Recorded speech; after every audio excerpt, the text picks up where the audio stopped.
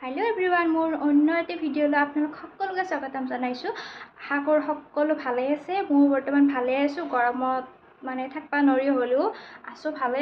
ঠাণ্ডা পানী একদম পেট উল্টি যাওক খাই আছো আৰু আপোনালোক খাব। বাকি গৰমটো একদম কবাই নালগে টিকা ফটা ৰ'দ দিছে। আৰু মই আজি ভিডিওটো এই কাৰণে বনালো মানে মই আজি নেমু আচাৰ বনাম তো ভাবলো কি ভিডিওটো মই আপোনালোকৰ মাজত শেয়াৰ কৰো। নেমু টেঙা আচাৰ মই কেনেকৈ বনাও মানে মোৰ ষ্টাইলত মানুহ বহুত ধৰণত বনাৱে আৰু মই মোৰ ষ্টাইলত বনাম যেহেতু মই আপোনালোকক শেয়াৰ কৰো যেহেতু আপোনালোক মোৰ ফ্যামিলি সেই কাৰণে ভাবলো মই ভিডিওটো আপোনালোকৰ মাজত আগবঢ়াই আনো। তো লেটস গো ভিডিওটো চাই থাকিব শেষলৈকে আৰু যদি ভাল লাগে লাইক কমেন্ট শেয়াৰ লগতে চেনেলটো সাবস্ক্ৰাইব কৰি দিব আৰু কাষত থকা বেল আইকনটো বজাই দিব। আৰু এই টিকা ফটা ৰ'দত মই মানে দিন দিপিৰায়ে আচাৰ বনাবা লৈছো যেহেতু ৰ'দটো লাগব আচাৰ বনালি। আৰু এয়া মই নেমু টেঙা গিটা দেখাই দিছো আপোনালোকক। এই নেমু টেঙা গিটা মই ফাৰ্ষ্টে মানে দেখাই দিছো আপোনালোকক। এনেকুৱা ধৰণৰ পকা যদি হয় তেন্তে তো কবাই নালগে আৰু ভাল হয়। আৰু তাৰ পিছতে মই এইটো খৰাই লৈছো মানে ষ্টিলৰ যাতে পানীখিনি মানে খৰকি যাব পাৰে তাৰ কাৰণে। আৰু ধুৱানি কিনে মই ৰ'দত দিছো যাতে পানীখিনি গুচি যায় মানে টেঙাখিনিৰ পৰা। তাৰ পিছতে লৈছো মই এটা চৰিয়া মানে ডাঙৰ চৰিয়া এটাই লৈছো যেহেতু মই নেমুখিনি গোটেইকেইটা কাটিম। তাৰ পিছতে নেমুকেইটাৰ মই আগ আৰু গুৰখিনি অলপ কাটি লৈছো। তাৰ পিছতে এনেকৈ সৰু সৰুকৈ কাটি লৈছো। ফাৰ্ষ্টতে এনেকৈ সৰু সৰুকৈ কাটি লৈছো কাৰণ যাতে ডাঙৰো নহয় মানে সৰু নহয় বহুত বেছি। সেইকাৰণে মানে মিডিয়াম চাইজ হওক মানে যাৰ যিটো ধৰণে দিব মন যায় তেনেকৈ দিব পাৰে আপোনালোকে। মই যিহেতু এনেকৈ বনাই ভাল পাওঁ সেইকাৰণে মানে এনেকৈ কাটি লৈছো। এটা নেমুৰ প্ৰায় মোৰ 20-22 টুকুৰামান হৈছে আৰু এনেকৈ কাটি লৈছো মানে ফাৰ্ষ্টতে এক পিচকৈ কাটি ললো বেজা লাগি গ'ল সেইকাৰণে মানে দুফাল কৰি কিনে একবাৰতে মানে 3 পিচ কৰি তেনেকৈ কাটি গ'লো। সহজো হয় মানে আৰু মানে পটককৈ হয়। বা নেমুৰ বাকলিখিনি তিতা লাগে তেনেকৈ দিব কাৰণ নেমুৰ বাকলি খোৱাটো বহুত মানে ভাল। আৰু এই নেমুৰ পানীখিনি মই লৈছো চৰবত খাবৰ কাৰণে। আৰু নেমুৰ বাকলি দি মই দিছো কাৰণ আমাৰ ঘৰৰ সকলোৱে মানে নেমুৰ বাকলি দিয়ে কামুৰি খায় আৰু ৰ'দটো দিছিল কাৰণে মই এইখিনি ৰ'দত দিলো। আৰু ৰ'দটো দিয়াৰ কাৰণে মই মাটিত দিয়া নাই টিঙতে মই কামখিনি চলালো। তাৰ পিছতে এয়া নিমখ পানীখিনি দিলো যাতে নিমখ পানীখিনি দিয়াৰ পিছত তাৰে ৰসটোৰ মানে যিখিনি নিমখ পানী থাকে আৰু নিমখৰ পৰাতো এনে পানী হয়ে সেই পানীখিনি যাতে ওলাই যায় তাৰ কাৰণে ঢাকনি এখন মাৰি কিনে আকৌ ৰ'দত দিলো। যেহেতু ভালকৈ ৰ'দটো দিয়ে আছে আমাৰ বুলি কথা সকলোৰে দিছে এই ৰ'দটো 2 দিন বহুত বেছি দিছে সেইকাৰণে নেমু আচাৰ বা যিকোনো আচাৰ বনাব ভাল হৈছে। আৰু তাৰ পিছতে মই এক ৰাতি এনেকৈ থৈ দিয়াৰ পিছত এয়া দেখিছেনে কিমান ধুনীয়া এটা চফ্ট হৈছে। তাৰ পিছতে মই চেকনি এখনেৰে নিমখৰ পানীখিনিৰ পৰা টেঙাখিনি আঁতৰাই দিছো। আৰু বাকলিখিনি খাৱাৰ কাৰণে ইমান ভাল লাগে নহয় খাই মানে তিতাটো তিতায়ে তিতা নিমখ দিয়াৰ পিছত তিতাটো বহুত বেছি মৰি যায়।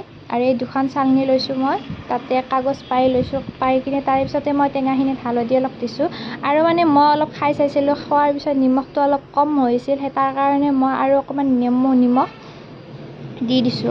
কাৰণ আচাৰ বুলি ক'লে টেঙাত নিমখটো যিমানে ভাল হয় মানে বেছি হয় খাবৰ কাৰণে সিমানেই টেষ্টি হয়। আৰু তাৰ পিছতে মই এক পিচকৈ এনেকৈ কাগজখনত দি গ'লো। দুখনতে ৰেডি কৰি ল'লো এনেকৈ ৰেডি কৰাৰ পিছতে এয়া মোৰ দুখনত কমপ্লিট হৈ গ'ল পুৰা। তাৰপিছত ঘৰৰে অলপ আদা আছিল আদা থকাৰ কাৰণে মই ভাবিলোঁ আদাও অকণমান দিয়া যায়। তাৰপিছতে আদাখিনি এনেকৈ কাটি লৈছোঁ। তাৰপিছত নিমখ অকণমান সানি কিনে সেই হালধি সানি থোৱা টেঙাখিনিৰ ওপৰতে আদাখিনি এনেকৈ ছটিয়াই দিছোঁ মানে যাতে শুকাই যায় অলপমান।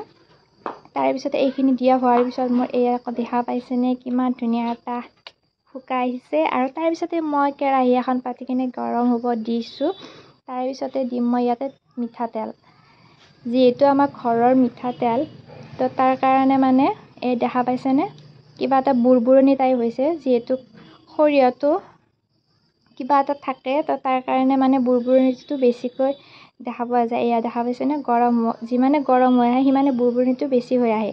তাৰপিছতে মই টেঙাখিনি এটা চৰিয়াত লৈছোঁ যিহেতু মই হালধি আৰু আদাখিনি দিয়াৰ পিছত শুকাই মিলি বহুতখিনি ভাল হৈছে তাৰ কাৰণে মই চৰিয়া এটাত লৈ কিনে এইখিনি গোটেইখিনি লৈছোঁ। তাৰপিছতে মই কাশ্মীৰী মছলা জিৰা মছলা অলপ দি কিনে তাতে সোৱাদ অনুযায়ী আৰু বেছি পৰিমাণে দিয়ে যদি আপোনালোকে ভাল পায় তেন্তে বেছি দিব পাৰে। আমাৰ যিহেতু মছলা অলপ কমকৈ খোৱা হৈছে সেইকাৰণে কমকৈ দিছোঁ মই। আৰু তাৰ পিছতে মই এইখিনিত যিহেতু ভিনেগাৰ দিলেতো বেয়া নহয়, তো তাৰ কাৰণে ভিনেগাৰ এক খোপা দিছোঁ।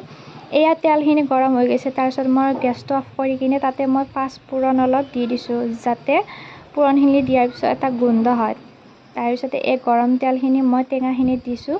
টেঙাখিনি দিয়াৰ পিছত এনেকৈ গোটেইখিনি মই এখন মানে হেতাৰে লৰাই দিম। যিহেতু মই হাতেৰে দি আছিলোঁ, কিন্তু ইয়াতে মই যিহেতু জ্বলাৰ গুড়ি অলপ দিছিলোঁ, জ্বলাৰ গুড়ি দিয়াৰ কাৰণে হাতত যিহেতু পুৰিব, সেইকাৰণে মই হেতাখন ব্যৱহাৰ কৰিছোঁ। আৰু গোটেইখিনি ভালকৈ তল ওপৰ কৰি কিনে লৰাই থাকিব।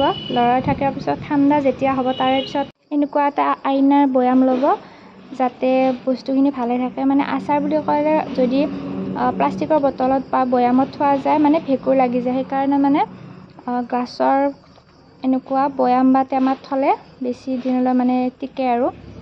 তাৰপিছত এইখিনি ঠাণ্ডা হোৱাৰ পিছত মই টেঙাখিনি মানে গ্লাছৰ বৈয়ামটোত থৈ দিলোঁ। আৰু এনেকুৱা থোৱাৰ পিছত মানে বহুত দিনলৈকে থাকে। আৰু আমাৰ ঘৰত ইমান দিন নাথাকিব পাৰে, কাৰণ আমাৰ মানে টেঙা খোৱাৰ মানে আচাৰ খোৱাৰ উৎপাতটো অলপ বেছি। আৰু ঘৰৰ আচাৰ খোৱাৰ উৎপাতটো মোৰেই বেছি। সেইকাৰণে ময়ে মানে এনেকুৱাকৈ বনাই আছোঁ আৰু গাইজ। আৰু এনেকৈ এইখিনি হাত গোটেইখিনি লৰাই দিব, যাতে তল ওপৰ কৰি কিনে তেলখিনি লাগি যায় চাৰিওফালে। তাৰপিছতে এইখিনি ভালকৈ সদায় বা যেতিয়া ৰ'দ দিয়ে তেতিয়া আপোনালোকে বাহিৰত ওলাই দিব, আৰু ময়ো দিম বাৰু। আৰু এই মানে ঢাকনিখন গোটেই মাৰি নহয় আৰু অলপ আধা মানে ঢিলাকৈ থৈ কিনে ৰ'দত দি থাকিব, আৰু সদায় খাই থাকিব। আৰু মোৰ ভিডিঅ'টো কেনেকুৱা পালে কমেণ্ট বক্সত জনাব নাপাহৰিব। আৰু আজিৰ কাৰণে ভিডিঅ'টো এৰিলোঁ। Bye bye.